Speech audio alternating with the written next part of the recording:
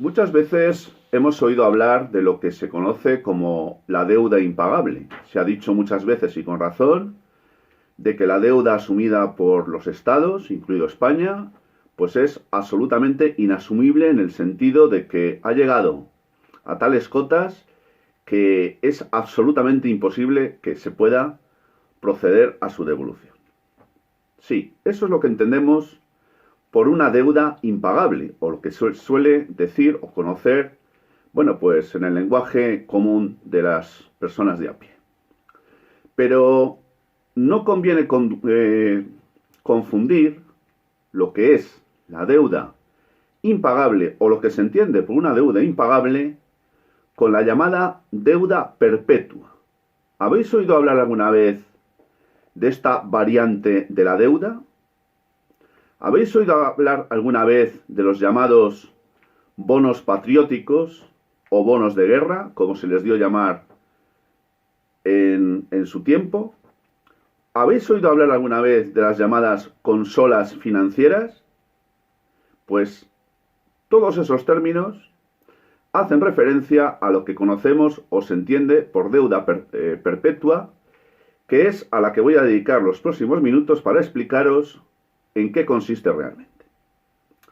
Bienvenidos amigos, un día más a La Ventana Esmeralda, soy Antonio Muñoz. Lo que entendemos por una deuda tradicional es aquel compromiso que se asume o que se contrae entre dos partes, una de las cuales presta un dinero o capital a otra que a cambio se compromete a devolverlo en un plazo y con un tipo de interés, el que se marque, que sería el margen que constituiría lo que se conoce como el beneficio. Eso es lo que hemos entendido siempre por lo que es una deuda. Bien, pero cuando hablamos de deuda perpetua, ¿a qué nos estamos refiriendo?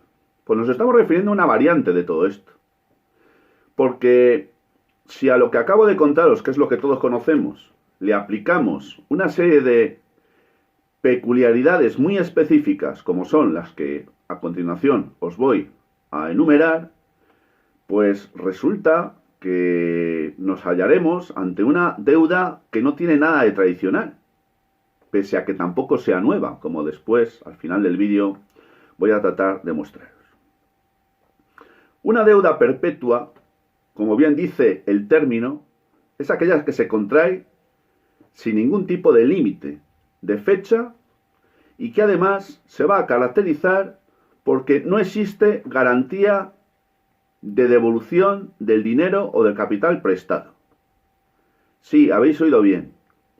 Resulta que aquellos que pueden contraer este tipo de deuda, que no es cualquiera, porque esto no está al alcance de ti ni de mí, tienen que tratarse de los estados o bien tiene que tratarse de empresas privadas, normalmente grandes o muy grandes, entre las cuales están las entidades financieras que más bien conocemos nosotros en gran medida como los bancos. Son este tipo de entidades las que pueden,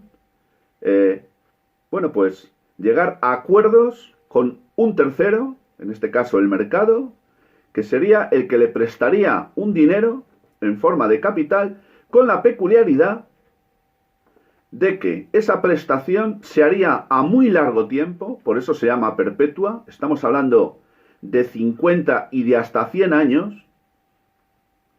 Es más, en el año 2020, Irlanda ha emitido deuda perpetua o mejor dicho, por una duración de hasta 100 años, con un tipo de interés del 2,35%, mientras que Bélgica ha hecho lo propio también a 100 años con un tipo de interés del 2,30. Todo esto en un tiempo, en unos momentos, los que estamos viviendo, en los que la media en la Unión Europea de la deuda a 10 años, pues evidentemente está pagándose a unos tipos de interés muy, muy bajos, porque estamos en un contexto, como todos muy bien sabéis, de intereses negativos. Bien, la deuda perpetua consiste en eso entonces. El Estado o una gran compañía privada necesita dinero. Acude al mercado y solicita una fuerte cantidad de dinero. con objeto de obtener liquidez. Ese dinero le es prestado, pero el que se lo presta tiene que tener muy claro, y lo tiene, que el Estado o la compañía a la que le ha sido hecho llegar esa cantidad de dinero no se compromete, atención, a devolverlo o reembolsarlo. Solo lo hará si puede y si quiere, es decir, si las circunstancias del mercado le son propicias. Obviamente, el prestatario, o mejor dicho, el prestamista, asume un alto riesgo, porque claro, ni siquiera tiene la garantía de que le va a ser devuelto el dinero o capital que ha prestado. ¿Qué es lo que obtiene a cambio? ¿O por qué es atractivo entonces la prestación de ese dinero? Pues porque el tipo de interés que a cambio y de manera indefinida le va a ser hecho llegar por parte del Estado o la administración o la compañía de que se trate o la entidad financiera de la que pudiera tratarse en su caso, le va a pagar indefinidamente lo que se conoce como un cupón anual con un alto tipo de interés, muy superior al tipo de interés medio del mercado. Esto plantea distintas cuestiones, porque claro, algunos se estarán preguntando, bueno, pero ¿es realmente rentable para el prestamista hacer esto? Pues sí lo es, porque aparte de percibir un tipo de interés de manera indefinida, bastante alto por el alto riesgo que corre, aparte de eso, tampoco tiene garantizado el que no se le vaya a devolver el dinero prestado. Lo que pasa es que eso pues dependerá de las circunstancias y dependerá de cómo le vaya al Estado o de cómo le vaya a la compañía o a la empresa o al banco al que le haya sido prestado ese dinero. No tienen ninguna obligatoriedad de reembolsarlo ni de amortizarlo. Solo están obligados a pagar un tipo de interés muy alto en relación a las circunstancias actuales del mercado. Es más, el prestamista, caso de que se produjera la quiebra, pues, de una compañía particular, o empresa privada, o de un banco, o por qué no decirlo, del propio Estado, caso de un default, ya ha pasado eso en algunas ocasiones, incluso en España, ya hemos tenido varias ruinas económicas, aparte de la que tenemos en este momento, aunque eso no lo quiera reconocer públicamente nadie, pero cuando en una casa resulta que hay mucho más para pagar que aquello que lo que entra, es obvio que es una entidad o es un hogar que está quebrado. Eso es lo que pasa con España y eso es lo que ha pasado ya en algunas ocasiones. Pues bien, si se produjera la quiebra de la empresa privada o del banco al que le hubiera sido prestado ese dinero o capital, el prestamista tendrá derecho a reclamar lo que es suyo. Pero solo lo hará, atención, después de todos los demás acreedores. Es decir, que será el penúltimo de la fila, solo antes de los accionistas. O sea, que su posición a la hora de un concurso de acreedores pues no va a ser precisamente una posición privilegiada, sino todo lo contrario.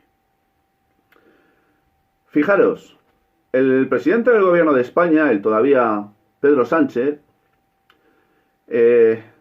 junto con sus homólogos italianos, planteó, cuando se acordó el llamado Plan de Reconstrucción Europeo, ideado en la Unión Europea para tratar de atajar las terribles consecuencias que está suponiendo, económicamente hablando, en este caso, el coronavirus en la zona euro, pues planteó que se estableciera o se implementase en Europa, en la Unión Europea, algo muy parecido, por no decir que igual, a la deuda perpetua. Pero todo quedó en eso, porque los Países Bajos le dijeron a Pedro Sánchez una vez más, junto también al resto de los países frugales, pero especialmente los Países Bajos, que nanay de la China, Pedrito, que no, que nosotros no nos comemos lo de la deuda perpetua en un negocio, entre comillas, en el que también nosotros participamos y de qué manera. En fin, amigos, habría muchas más cosas que contar desde un punto de vista financiero, lo que tiene que ver con estas ventanas de liquidez en el terreno concreto de los bancos, cuando son los bancos los que hacen uso de este artilugio financiero conocido como la deuda perpetua, pero eso daría lugar a otro vídeo. Sí quiero deciros que la utilización o el recurso a la deuda perpetua no es algo nuevo, no es algo que se haya inventado alguien antes de ayer, sino que es algo que ya surgió en el siglo XVI en Europa y que tuvo un predicamento importante en el Reino Unido de la Gran Bretaña, donde se instauró en el año 1752, aunque sería ya en el año 1888 cuando se le pondría un coto muy importante, es decir, se le fijaron unas líneas y se recortó en gran medida el recurso a su utilización, hasta que, atención, hasta que en el año 2015 desapareciera por completo, porque ha sido en el año 2015 cuando el Reino Unido de la Gran Bretaña en términos financieros, redimido esa deuda perpetua. Se ha quitado de todo eso. Los Estados Unidos hicieron uso también de ella a partir del año 1830. Y bueno, lo que os he dicho antes, en el año 2020, que acabamos de concluir, pues el recurso a esta deuda perpetua, que no deja de ser un instrumento financiero más, pues ha estado muy en boga. Y ha sido Irlanda, el país de la zona euro, que ha colocado deuda perpetua a 100 años al mayor tipo de interés de todo el continente, desde un punto de vista económico. Como he dicho antes, al 2,35% de tipo de interés, a 100 años. Mientras que Bélgica, que ha sido el segundo país en hacerlo, pues no se ha quedado muy lejos. Se ha quedado pues con un 2,30 de tipo de interés. En fin, amigos, si no conocíais lo que era la deuda perpetua, pues creo que con este vídeo tendréis una pequeña idea de la consistencia de todo esto.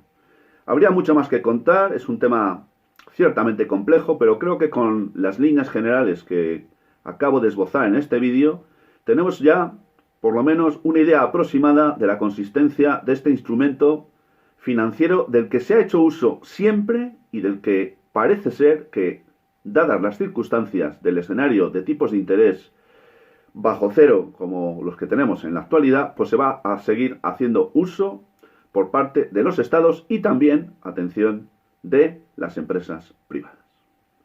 Gracias, amigos, por la atención que me habéis prestado una vez más.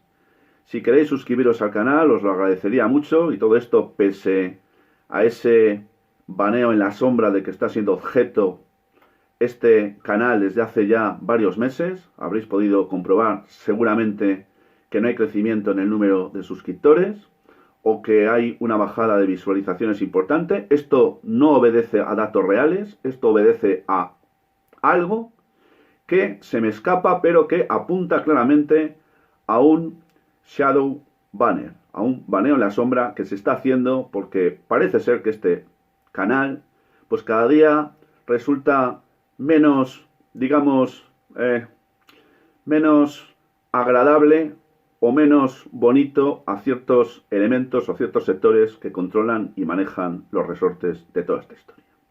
No obstante, si queréis suscribiros, os lo agradecería mucho. Sin más, y hasta muy pronto, amigos, os envío como siempre mi saludo fraternal de salud y libertad.